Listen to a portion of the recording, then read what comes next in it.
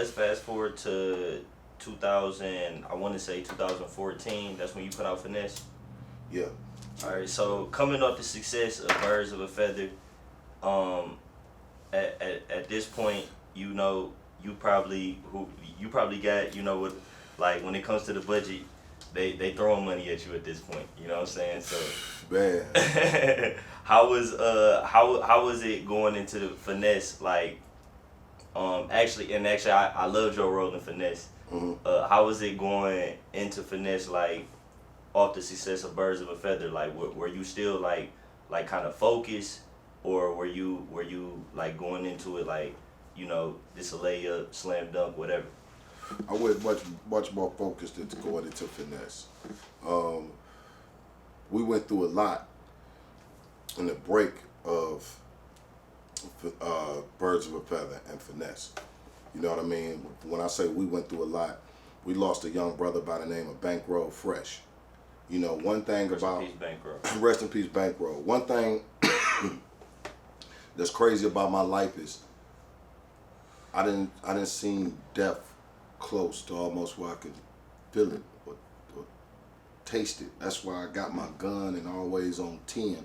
And I'm saying that in a sense of, God, please forgive me and protect me and continue to protect me, because I never want to speak death in. But young brothers like that, seeing him die, literally, and being right around this brother and talking about his hopes and his dreams and how every day he would be around us, and then off some simple shit, he tricked himself off the streets and got killed. And I mind you, I was around when Blade got killed. I was around when Proof got killed. I was getting letters from Proof, you know, being across the world, and he sending me these letters saying, man, you know, I had conversations with Proof. You know what I mean? Like, bro, why M ain't doing this and M doing that? And he having real conversations with me that I'll never recite again. And to seeing them die, you know what I mean? By 10 from my neighborhood, Coney Garden.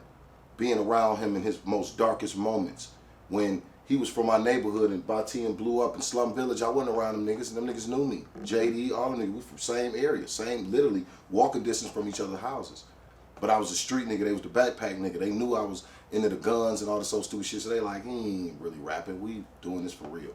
You know what I mean? Until I started rapping for real. But long story short, when By 10 died, being around his brother, you know what I mean? I've seen a lot of celebrities, man, die.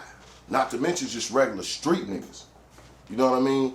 But I seen niggas die, man. Like, fuck, how the fuck did that happen?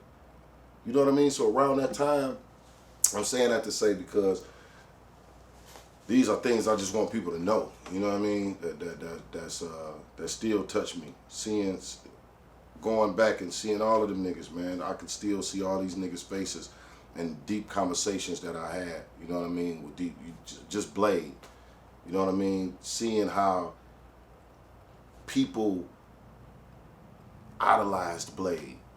You know what I mean? They idolized him. Like, yo. But they wait till he died to idolize him. But then they also didn't know that he was just a regular nigga though. Blade wasn't like, Blade didn't have all these 100 bricks and this, that, and the other. He talked about it. His family knew about it. He had friends about it. But he wasn't doing any of that shit. Around that same time, I'm still going my ups and downs with Al Nuke. I'm sitting in motherfucking 36th District Court downtown in line thinking he motherfucker about to put me in jail for some shit because I ran and some stupid shit. I'm in line and I hear niggas say, what up, Nuke? I look over his Blade with his mother in a full-length fucking mink saying, yeah, I'm here for my son and his tickets. Psh, swiping cards. That was the Blade that, you know what I mean, that I also seen. I can't speak on everybody else. You feel me? I can't speak on everybody else. But that was the nigga that I seen. We had moments like that. Well, I'm like, damn, I'm ready to go in, bro. Blade in this bitch with moms, nigga, with the mink coat on. Like, he ain't got to worry about shit. You see what I'm saying? And to see that brother and to see that and then see a year later, he getting killed. The streets getting in him. You know what I mean? The streets. This is what they demand out of him. This is what they, you know what I mean? You ain't this until this. And all he really wanted to do was ball, get some money. Blade just wanted to ball, talk some shit. He wasn't really out about no, trying to get nobody hurt and all this old extra shit. He wasn't with that. You know what I mean? And I was the type of nigga I'm the east side nigga, but I had offices on the west side. People don't talk about that. I'm one of the first niggas that actually extended myself to the west side. Like, went to the west, set up shop, east side nigga, right on 7 Mile, fucking west 7 Mile, right there. Ain't no, okay, this is the east side nigga with this shit. You know what I mean? Did that, like, okay, and had all the west side niggas coming over and performing at my shit, like, every fucking week or some shit, with everybody open mic or some shit.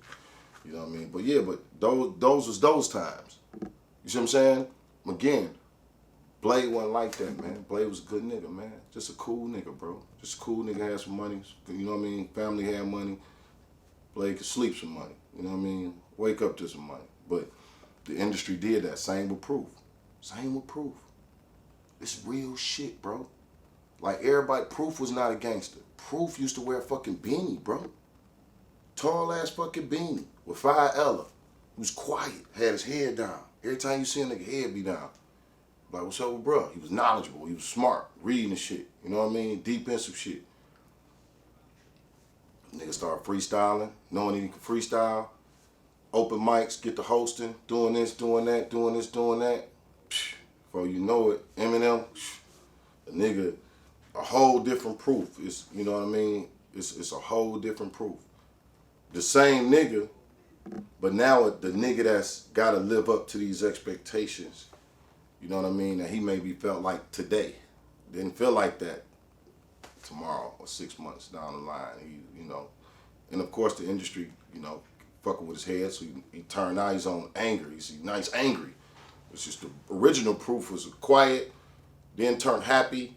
You know what I mean? He was quiet rapper, smart, articulate, then turned happy. Happy guy, cool as fuck, crazy guy, do whatever. Right before his death, he's angry. On 10, on anything that happened. That's how he got killed, just mad. You know what I mean? But being around these brothers and seeing this shit, like, man, I didn't live 10 lives. For real. For real.